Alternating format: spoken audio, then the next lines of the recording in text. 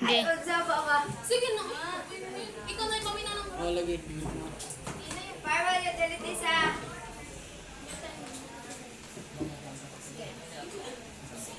firewall utilities. A firewall utility is a security tool, hardware or software that monitors and controls incoming and outgoing network traffic.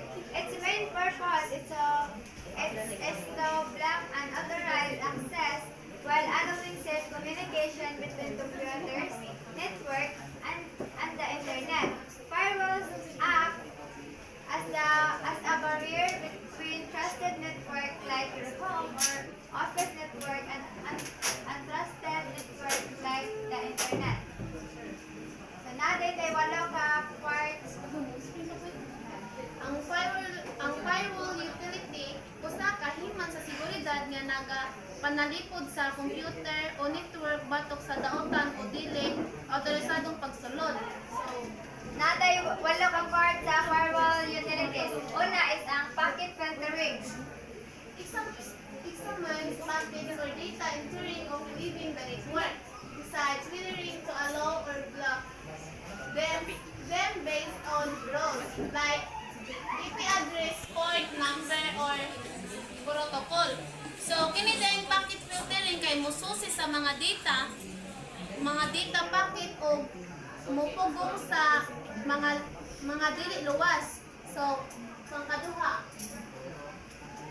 ang pangkaduha kay proxy service application gateway. acts as a middleman between the user and the internet, hides the user's real network address and filters requests at the application level. So, ang kini din ang proxy service kay mahimong tigpataliwala sa computer o internet. Katulo, stateful inspection.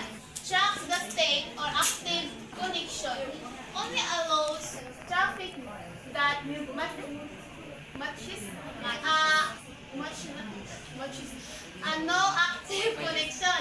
More secure than simple filtering. So, ang kini ay stateful inspection kay nagabatay sa aktibong connection o mupasulod dira sa kasaligan nga traffic. So, Next, ikaupat, network address translation or NAT.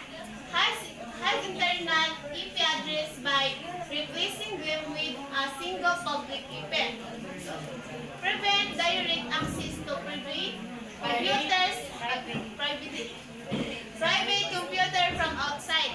So, ang kining kaupat kay nagtago sa private nga IP address para sa seguridad. Ikalima, virtual private networks or VPN support.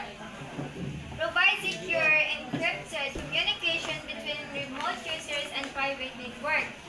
So, kini siya, naghatag ni siya og luwas o pribadong connection gikan sa layo. Ikaunom, mao ni siya ang laging monitoring.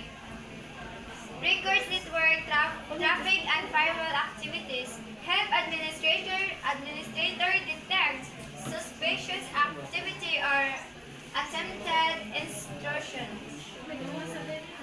Kini siya is kanang mutala sa mga kalihukan aron makita ang problema o hulga. Ikapito, roles and policies. The customizable instructions that define which traffic is allowed or blocked. For example, block port 33 or telnet or allow HTTPS traffic or port 443. So kining roles and policies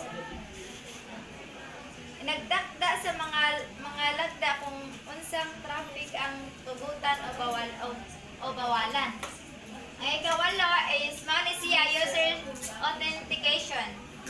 It ensures that only authorized users can access network resource, sometimes linked with usernames, passwords, or multi-factor authentication. Kini siya is nagsiguro ni siya nga ang makasuludra ang makasuludra kay ang otorisado ra nga kanang mga tigamit. And that's all for today. Mao ni ang